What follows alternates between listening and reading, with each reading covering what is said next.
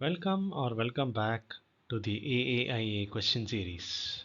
If you are preparing for ISACA's Advanced in AI Audit or the AAIA certification and you want to pass on your very first attempt, you're exactly where you need to be. In this episode, we are not just reviewing a question, we are sharpening your professional judgment and making you think like an AI auditor. Because the ISACA exams, various type of certification exams are not just built on memorization. They're built based on scenarios and your understanding and your structured thinking in terms of risk awareness and audit clarity wherever in terms of where it is more relevant for an audit profession like CISA or the WAIA and so on. So let us strengthen how you think like an AI auditor for this exam and let us see the question of the day. All right, are you ready? Let's begin. So here goes. Which of the following metrics are the best indication of a mature and effective approach to an organization's data governance program for its AI systems?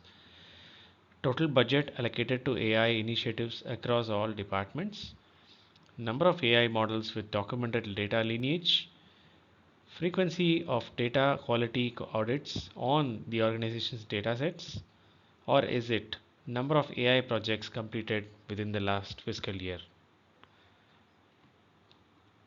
I'll let you guess probably for a couple of seconds, lock in your answer, and then we'll start understanding why other options are wrong and which one is right and for what reason. All right. So option A, talking about total budget allocating to AI initiatives, is not right because budget doesn't mean anything related to governance maturity. The question is all about the mature and effective approach of a data governance program. So just because you allocate budget to an AI initiative doesn't make it any better in terms of maturity or governance or anything. And spending more money or less money doesn't mean that controls are going to be effective or less effective. Doesn't in any way make data traceable, and obviously it does not make anything related to structuring of the governance. This is just an investment and it has nothing to do with effectiveness. Option C is also wrong because the frequency of data quality audits is good, okay, but it measures just an activity and not a governance maturity. um, you can have multiple number of frequency in terms of audits almost every day, but if you can't trace issues, you can't demonstrate accountability, this is not the right answer. As also option D, which is number of AI projects completed, which is a complete distractor, because project volume says nothing about governance quality or governance maturity as such. So just because you have a high output, it doesn't mean you are managing risk, you are managing having sufficient oversight and any of those things. This is just a productivity tool. It's like a KPI, you can say. So this is why option B is the right answer, because data lineage means that the organization can trace where the data originated, understand how it was transformed, identify how it flows into AI models, demonstrate accountability and transparency, support regulatory compliance, and so on. So for AI system, a documented data lineage shows that you have strong governance controls, you have traceability, you have accountability, auditability, transparency, and so on. So these are all the traits of mature data governance. Okay, and that is why this is the right answer. All right, I hope you got this right.